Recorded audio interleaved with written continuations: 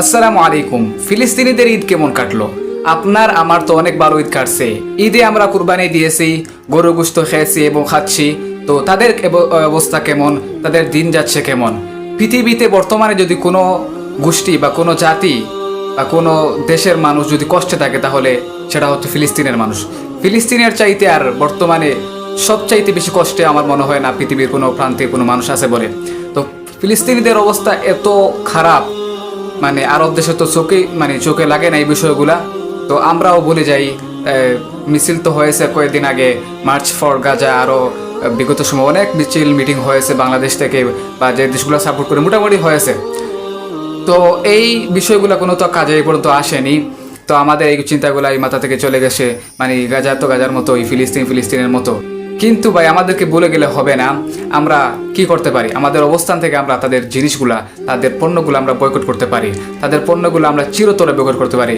বলেও জন্য আমরা কোকাকোলা বা এই পেপসি, 7 আপ বা আরও যে ইসরায়েলে যেগুলো পণ্য আছে, অনেক খাদ্য সামগ্রীও আছে এবং যেগুলো ব্যবহারযোগ্য অনেক পণ্য আছে। তো আমরা সেই পণ্যগুলো আমরা একেবারে বয়কট করবো, মানে আমরা এগুলো আর ইউজ করবো না। তো আমরা এইভাবে যদি বয়কট করতে পারি, তাহলে কিছুটা হলেও আমরা তাদের ধরেন বিরোধিতা করতেছি বা এরকম একটা বিষয় আসে। তো আমরা তাদের জন্য আল্লাহর কাছে দোয়া করি, আল্লাহ যেন তাদের জীবন আগের মতো এই ফিরিয়ে দেন। আল্লাহ যেন তাদেরকে সাহায্য করেন।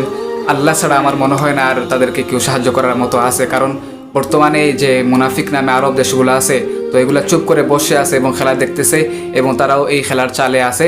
তো তাদের এগুলা গায়ে লাগে না।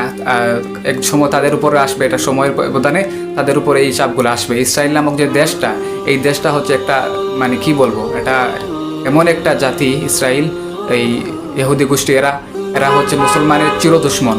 এদেরকে আমরা কখনো বন্ধু ভাবলে হবে না। এদের সাথে আমাদের কোনো সম্পর্ক নাই। এদেরকে আমরা সব সময় বয়কট করব, সব দিক দিয়ে সব সময় আমরা বয়কট করব।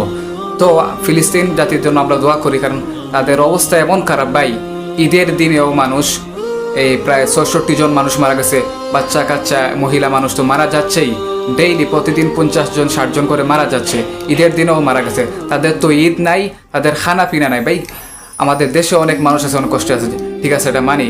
হয়তো ঠিকঠাক মতো ঘুমাতে পারছে, কিন্তু ঠিক মতো খাইতে পারছে না। কিন্তু ভাই, তাদের অবস্থা, তারা না খেতে পাচ্ছে, না শান্তিতে থাকতে পারতেছে।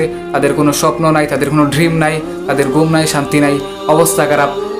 আত্মীয় স্বজন হারা, কেউ ছেলে হারা, কেউ বাবা হারা, কেউ মা হারা, কেউ এই সেই স্বামী হারা, সন্তান হারা, এই অবস্থা তাদের মতো আর আমার মনে হয় না পৃথিবীর কোনো প্রান্তে কোনো মানুষ কষ্টে আছে।